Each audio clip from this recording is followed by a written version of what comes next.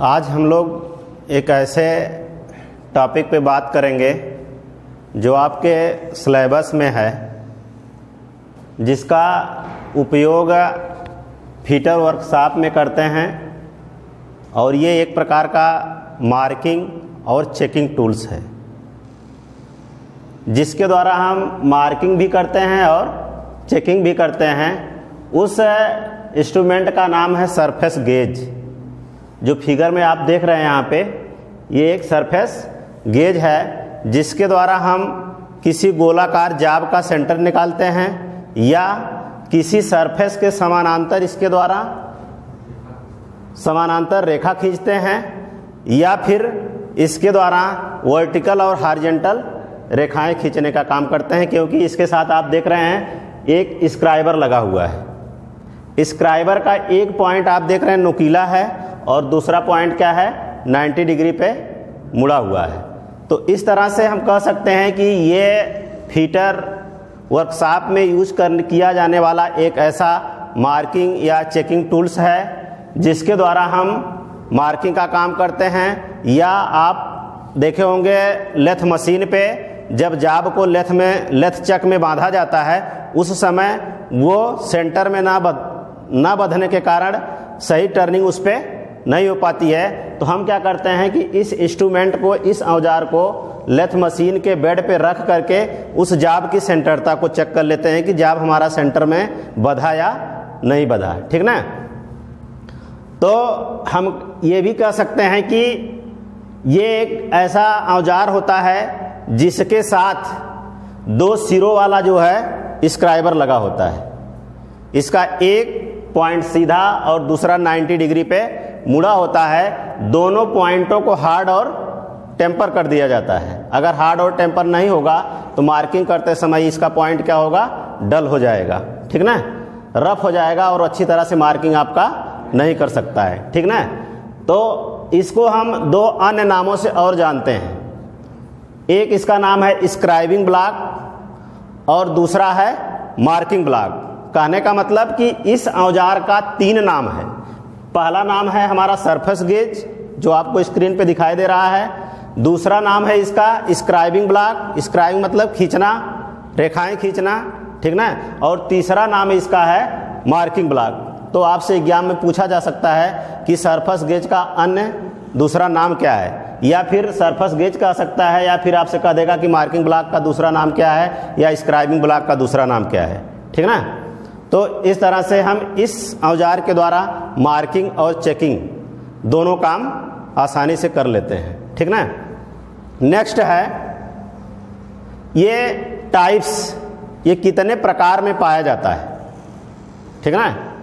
जो हमारा surface gauge होता है ये कितने टाइप्स में होता है। तो आपको देख रहे हैं आप यहाँ स्क्रीन पे, इसके 2 टाइप्स दिखाई दे रहे हैं और इसका वर्गीकरण जो है केवल इसके बेस के साथ किया गया है।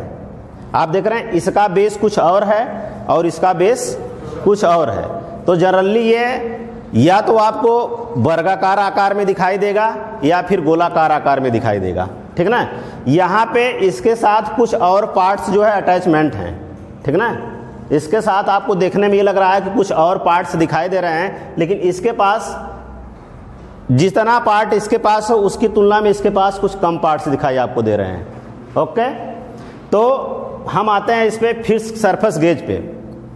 इसका स्ट्रक्चर ये है कि आप ये जो देख रहे हैं, आप यहाँ पे एक बीम दिखाई दे रही है आपको, ये जो है गोलाकार है, ठीक ना। ये बीम कैसी है, गोलाकार है और ये अपने बेस के साथ फिक्स है, अस्थाई रूप से जॉइंट है। इसको आप बार बार इधर उधर दाएं बाएं घुमा या ऊपर नीचे नहीं कर सकते हैं, इसलिए हम इसको फिक्स टाइप सरफेस गेज कहते हैं। कहने का मतलब कि इसकी स्पिंडल जो है पूरा उसमें एक्सटर्नल थ्रेड कटी हुई है, ठीक ना।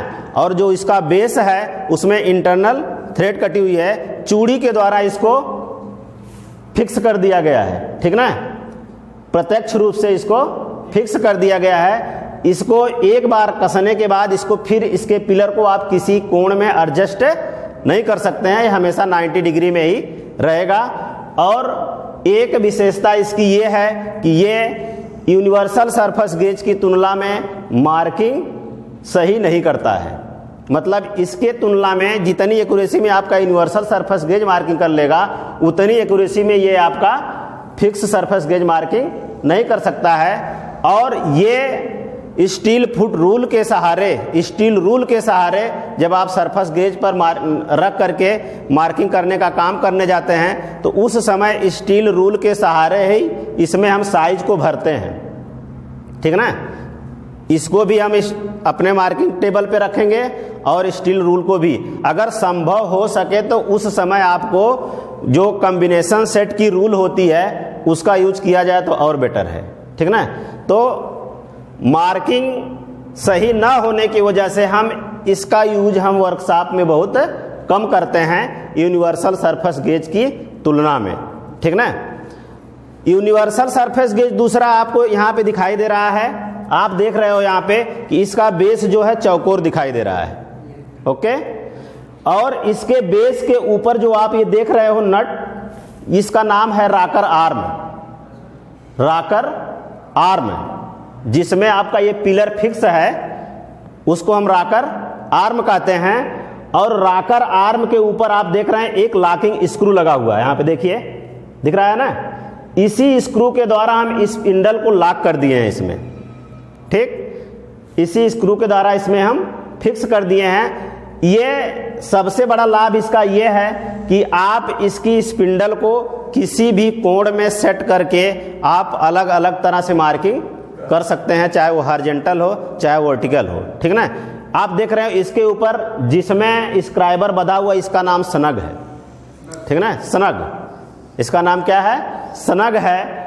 और सनग क्या करता है? आपके स्क्राइबर को बांधने का काम करता है और ये ऊपर नीचे स्लाइड करता है। जैसे कोई चीज अगर घूमते हुए वृत्तीय दूरी तय करती है तो उसको हम क्या कहते हैं? रोटेट हो रही है, ठीक ना। लेकिन जब आप कोई चीज घूमते हुए सीधी रेखा तय करती है, सीधी डिस्टेंस तय करती है, तब उसको हम क्या कहते हैं? उस समय वो स्लाइड कर रहा है, ठीक। बात क्लियर हुई ना। तो इसलिए हम इसको यूज करते हैं क्योंकि ये 0.5 1/2 मिलीमीटर की एक्यूरेसी में आप इसके द्वारा मार्किंग कर सकते हैं, ठीक ना। तो ये हो गया आपका यूनिवर्सल सरफेस गेज और ये फिक्स सरफेस गेज। इसका बेस और स्पिंडल अस्थायी रूप से जुड़े होते हैं, जबकि इसका बेस और इसका स्पिंडल या पिलर आप कह सकते हैं ये अस्थायी रूप से जुड़ा नहीं होता है। तो ये दो तरह से के सरफेस गेज आपके वर्कशॉप में यूज किए जाते हैं, ओके। नेक्स्ट है, यहाँ पे आप देख रहे हो इसके सभी पार्टों को दिखाया है। यूनिवर्सल सरफेस गेज के सभी पार्टों को यहाँ पे दिखाया है। नंबर 1 है बेस। बेस का मतलब ये होता है कि जो चीज़ सबसे नीचे होती है, जैसे हमने इस टेबल पे सारी चीज़ें रख दिया है तो इसका बेस क्या हो गया? इसका टेबल हो गया, ठीक ना।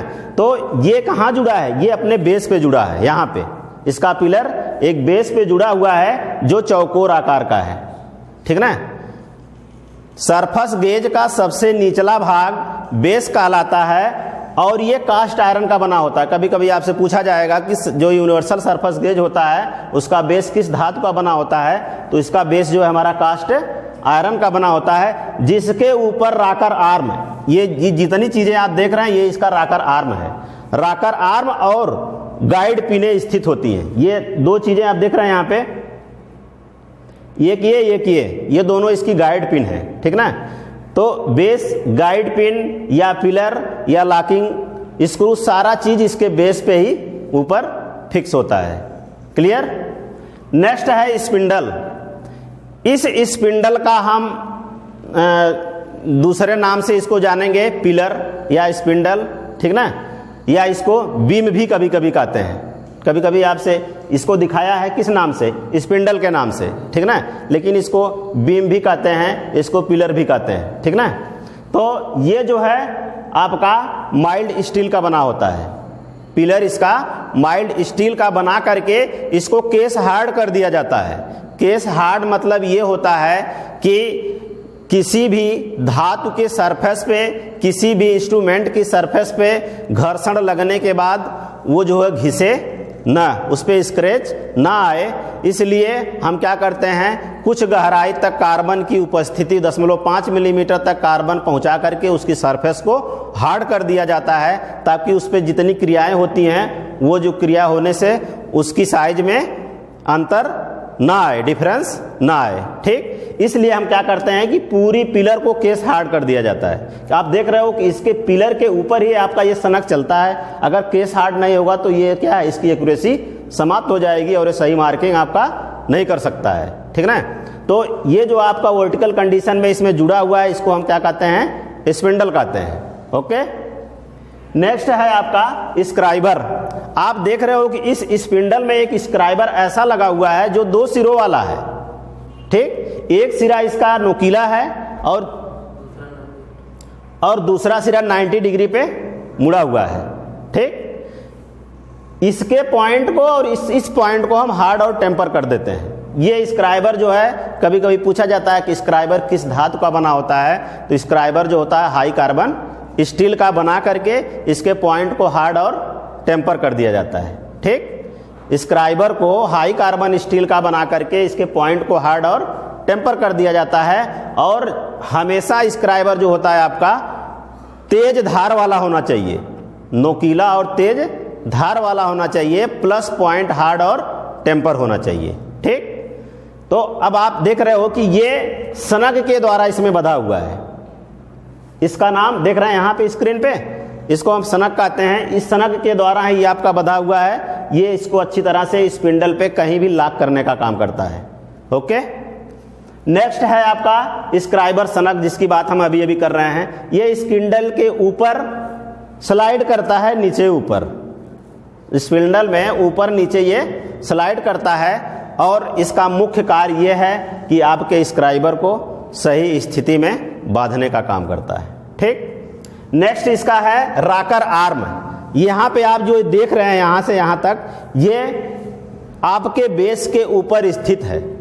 ठीक ना, रॉकर आर्म है और रॉकर आर्म के ऊपर ही आपका स्पिंडल जुड़ा हुआ है। तो रॉकर आर्म का मुख्य काम ये है कि आपके स्पिंडल को बांधने का काम करती है। ठीक ना, स्पिंडल ही आपके रॉकर आर्म पे लगा है, और इस स्पिंडल को रॉकर आर्म के सहारे आप किसी भी डिग्री में, किसी भी कोण में एडजस्ट करके मार्किंग कर सकते हैं, उसमें रॉकर आर्म ही भूमिका निभाती है। ठीक ना, दूसरा है आपका फाइन एडजस्टमेंट स्क्रू। यहाँ आप देख रहे हैं, यहाँ पे साइड में एक फाइन एडजस्टमेंट स्क्रू दिखाई दे रहा है, ये।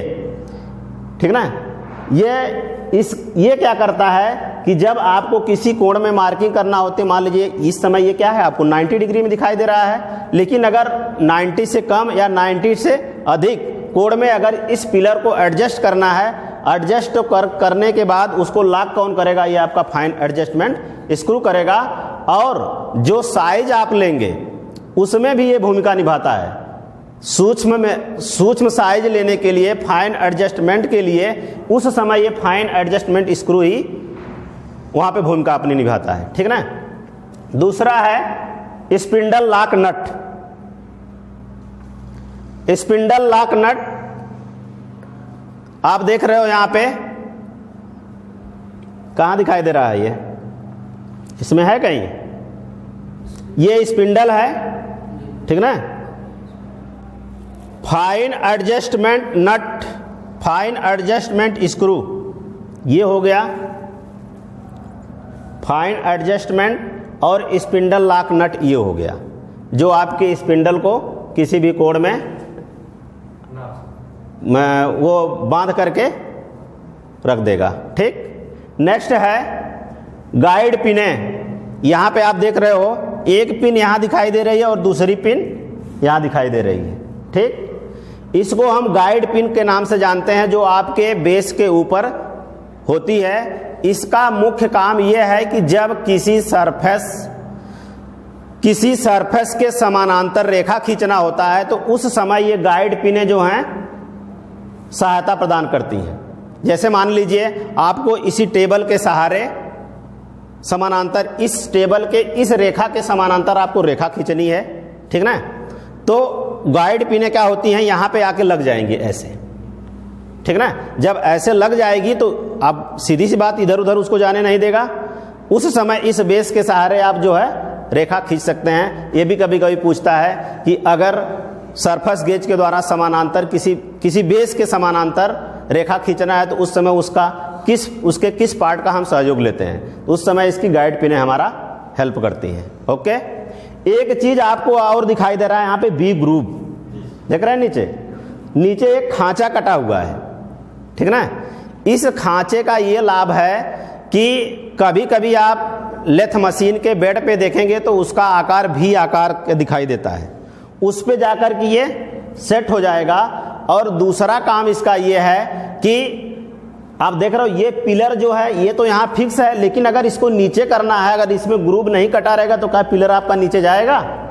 नहीं जा सकता है। इसलिए ये ग्रुव क्या करता है कि इस पिलर को नीचे लाने का भी काम करता है, ठीक ना। जो भी ग्रुव कटा होता है पिलर को या स्पिंडल को नीचे ला करके सेट करने में भी ये सहायता प्रदान करता है, ठीक। नेक्स्ट है उपयोग।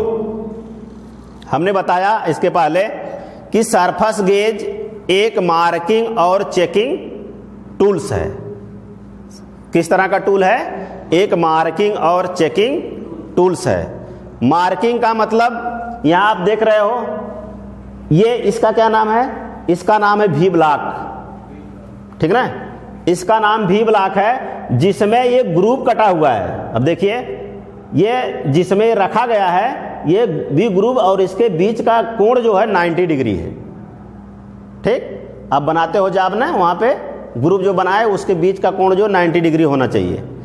और अगर 90 डिग्री नहीं होगा तो उसमें ये सही ढंग से बैठ नहीं पाएगा, गोलाकार जाब जो है अच्छी तरह से इसमें बैठ नहीं पाएगा। और ये देख रहे हैं आप, ये इस समय जो मार्किंग करने का काम करता है, ये एक बार तो ये हॉरिजॉन्टल रेखा खींच दिया, ठीक। दूसरी स्थिति ये है कि इसको पलट करके, ठीक ना, एक रेखा और उसको क्रॉस करते हुए खींचेंगे, मतलब प्लस बना देंगे। जब प्लस बनाएगा तो जहां पे दोनों रेखाएं काटेंगी वही क्या होगा? उस जाब का सेंटर होगा, ठीक ना। तो इस इंस्ट्रूमेंट के द्वारा सरफेस गेज स्क्राइबिंग ब्लॉक या मार्किंग ब्लॉक के द्वारा किसी जाब गोलाकार जाब का सेंटर निकाले का काम करते हैं, ठीक।